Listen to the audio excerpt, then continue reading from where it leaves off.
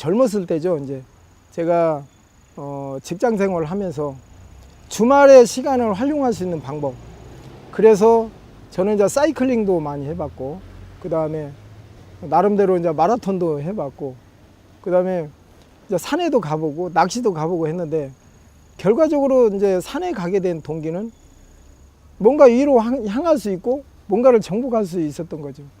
그래서 이제 그때 당시에는 일요일 날 기숙사에서 쉬게 되면 밥을 굶어야 됩니다. 근데 산에를 가게 되면 내가 그동안 일주일간 쌓였던 피로, 그 다음에 내가 힘들지만은 뭔가를 정복할 수 있다라는 거, 그 부분 때문에 저는 이제 계속 산에를 가게 됐고요.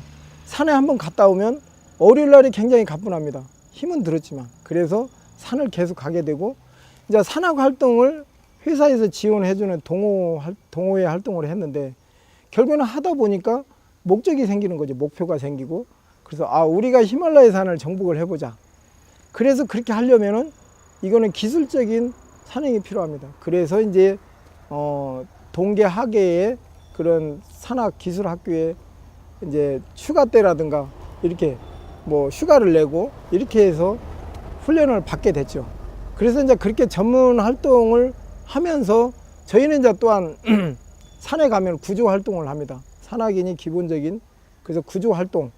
그래서 이런 것들이 결국에는 일상생활에서 살아가면서 나오고 가장 근접한 일들이죠.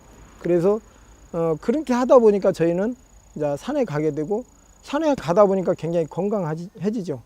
그러다 보니까 제 생각도 건강해지는 것 같아요. 그래서 저는 그런 것들로 인해서 대인관계를 굉장히 폭넓게 갔습니다. 그래서 저는 그때 당시에 젊었을 때도 부단하게 움직여서 그런 산행도 하고 대인관계도 하고, 그 다음에 목적을 가지고 하는, 그래서 전문 클라이밍까지 마스터하는 과정들을 거쳐서 결국에는 이제 제가 결혼하고 직장에 매이다 보니까 히말라야 산까지는 못 갔지만, 그 체력과 그 열정과 그 부분이 제가 지금까지 여기 오는 데까지의 모든 바탕이라고 생각을 합니다. 그래서 지금도 저는 많이 권하고 싶습니다. 진짜.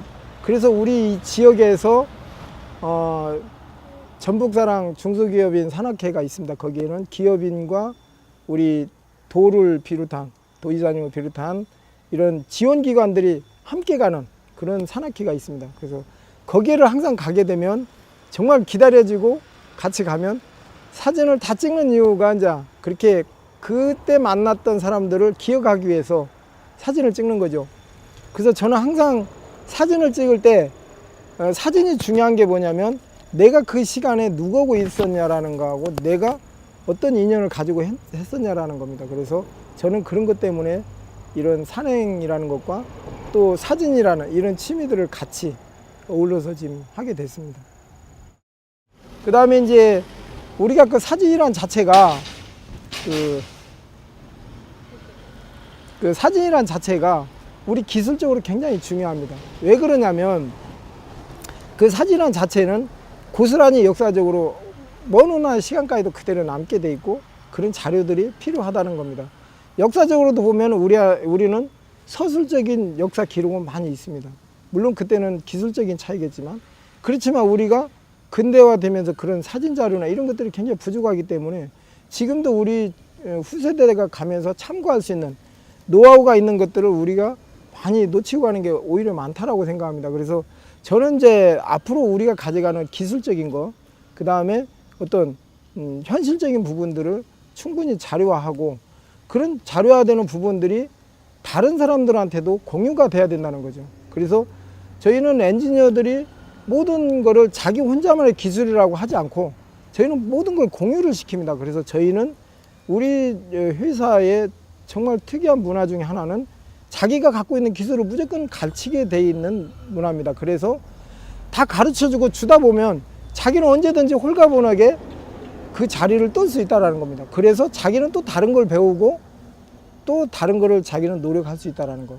그래서 우리 회사는 인원이 많지는 않지만 언제든지 해외 연수를 갈 수 있습니다. 왜? 갔다 오면 누군가는 내일을 다 해놨습니다. 그래서 저희는 지금도 멀티화가 돼 있고 공유라는 거에 대해서 철저하게 저희는 생활화가 돼 있다. 그래서 저 일 또한 제가 대표지만 제 일을 우리 직원이 어느 누군가가 다 해나가고 있습니다. 같이. 그래서 제가 항상 가방 하나 들면 해외를 바로 갈 수 있는 정도. 그래서 이렇게 공유해서 결국에는 그 공유 자체가 향후에는 비전을 공유하는 거고 똑같습니다. 그래서 저는 이런 공유 자체가 우리 기업이나 우리 일상생활에서 정말 나눔이라는 하나의 그런 부분을 실천을 꼭 해야 되고 저는 한다고 생각을 합니다. 우리 회사를 제가 소개를 할 때는 토탈 시스템 메이커라고 이렇게 표현을 합니다.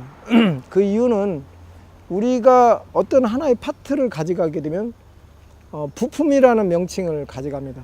그 다음에 유니트라는 명칭을 가져가고 이렇게 가져가는데 저는 항상 시스템이라는 것과 어셈블리라는 이런 명칭을 가져갑니다. 즉 뭐냐면 종합이라는 겁니다. 그래서 저희 회사가 엔지니어들이 많이 배울 수 있고 그 다음에 또 그런 노하우가 쌓일 수밖에 없는 이유가 저희는 하나를 만들어도 단순한 어떤 형태가 아닌 종합적인 조합이 돼야만이 그게 직접 움직이고 어떤 행위를 할 수 있는 이런 시스템이란 말입니다. 그래서 생산하는 데에도 전체적인 생산 시스템, 그 다음에 뭐 측정 시스템, 이렇게 시스템으로 가다 보니까 우리 직원들이 하나에서 10가지를 다 알게 돼 있습니다. 그래서 그게 굉장히 큰 노하우를 가질 수 있고요. 또 이런 노하우가 사실은 우리가 보급이 돼야 됩니다. 그래서 저는 공유를 시키는 이유가 나만의 시스템 메이커가 아닌 우리 지역, 그 다음에 우리나라 자체가 이런 시스템에 대해서 우리 젊은 친구들이 계속 엔지니어 쪽으로 접근을 한다라면 저는 뭐 독일이 뭐 겁나지 않고 무섭지 않다는 거, 부럽지 않다라는 거죠. 왜? 그네들은 역사적으로 산업 사회를 길게 가져왔지만 우리는 짧다라는 거죠. 그럼 우리가 할 수 있는 건 뭐냐면 아까 말씀드린 대로 우리 뛰어난 머리를 가지고 그런 기술들을 공유해서 폭넓게 간다라면 우리는 경쟁력을 가질 수 있다. 그리고 지금 현재는 지적 재산 자체가 나만의 기술이라고 생각하면 오해라는 거죠. 지금은 오픈소스입니다.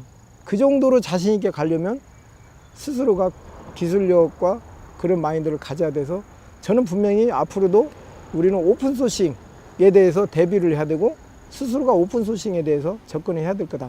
그래서 공유를 하고 또 내가 거기서 상대방한테 또 다시 배우고 내가 또 노력을 해서 또 영역을 넓혀가면 저는 계속 확장을 한다는 거죠. 주는 만큼의 저는 확장할 수 있고 저는 배울 수 있다는 거, 가질 수 있다는 거. 그러니까 결과적인 거는 나눔이란 자체는 결국은 또 하나의 내가 갖는 또 다른 거를 배우는 기회가 된다. 저는 그렇게 생각을 합니다.